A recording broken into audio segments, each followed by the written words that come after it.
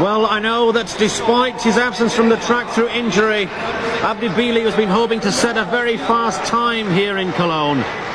And already the Somali moving up into second, or rather third place, behind the two pacemakers. The first pacemaker is Joachim Schwer from West Germany.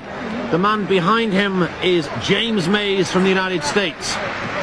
And of course, in events in the middle distances at international sports festivals like the one in Cologne, pacemakers are always used. They're not allowed, obviously, in world and Olympic championships. But of course, pacemakers very much part of the program at these sports meetings. They're there to take the top stars around the track at a rate that will leave them within at least reaching distance of a world record. Now, Joachim Schwer has set a good pace for the first 400, 54.57 seconds. To give you some idea, to get near the world record, which is held by Said Owita, the athletes have to lap at around 56 seconds. Now Schwer will take them round the first two laps. He'll then bow out of the race, presumably, of course, and James Mays will take the athletes through to the final 300 meters, and after that Cabdi Bile will be on his own, because it doesn't look like there's anybody else in the field who could really stay with him. Mike Hillett, the Australian, is tagging in there in fourth place. He's number 135. Let's keep an eye on the time. Remember, 265, the man in front, is just the pacemaker, Joachim Schwer. So too is the man in second place, James Mays, now easing past Schwer. 800 meters, 1 minute, 53.36. And that is a bit slow, almost 2 seconds too slow. The time should have been around 1:52. Now Bile, by the way, is only in third place in the Grand Prix this year because he hasn't been running in all the 1500 meter events. He's been trying to improve his speed by competing over 800. So of course he's lacked 1 or 2 points. It's Mays taking Bile around. And the bell for the last lap, 2:35.8. I made it, but 2:34 needed. We'll have a time for you at 1200. It should be about 2:48. 2:50.53, that is slow. Bile is not really going to get near Owita's world record, but the Somali is giving everything he's got. Hillard from Australia hanging in there, but he's not going to catch Bile. Bile going for a personal best.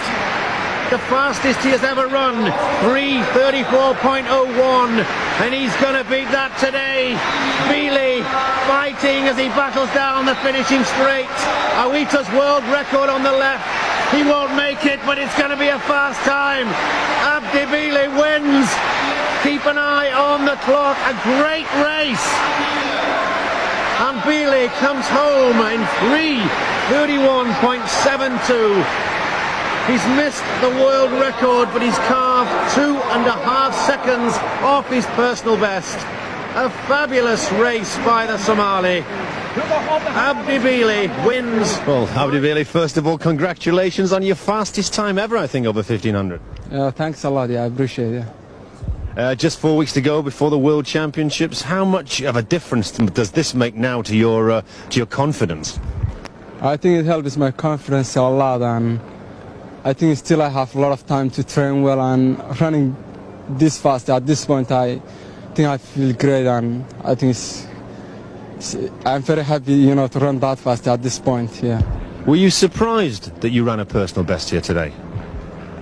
No, really. I was trying to run even faster than that, but the weather was hot, and the second lap of the pacemaker, the second lap was very slow, and I think that was a little problem, but I felt so good and feel fresh even when I finished the race. And yeah, the pacemakers make a lot of difference in a race. As you say, 3:31, you are less than 2 seconds outside the world record. Do you think with a really good pacemaker you could have even got perhaps around 3:30?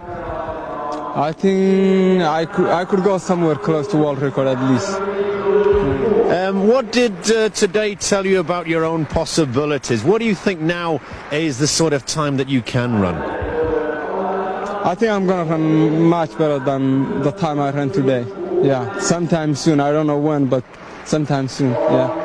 Well, how do you feel about the fact that after today, the pressure is also going to be on the other runners around you, because now you are going to be one of the top men, the favourites at the World Championships? Does it take the pressure off you now that they've got something to think about? Maybe it will take some pressure on myself and put somebody else, you know. So. Tell us a little something about your training techniques. Sort of how do you break down your training over the season with regards sort of the distances that you run and the speeds you run them at? Really, I don't do anything specific, and believe it or not, couple of weeks I got back injury, and 2 weeks I haven't trained the past 1 month.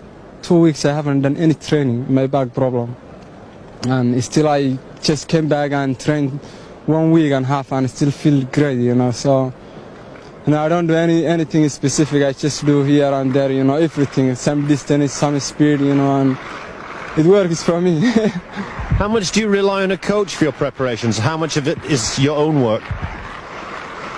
Really, I am coach. We get along, and we are not only just coach, but he's my best friend too, and we get along. We just communicate well, and we do whatever we think is the best for me, and we just discuss all the time, and yeah. So we depend on each other. So it's a bit of a democratic system that you train under, and this obviously pays out and brings the results, doesn't it? Give us your tip for the 1500 meters at Rome. Who's going to take the gold medal? I say I want to take it. If you ask me that question, I say I want to take it. Well, I wish you the very best of luck, Abdi Bile. Thank you very much for talking to us. Yeah, thanks a lot. Yeah, I appreciate it. Bye.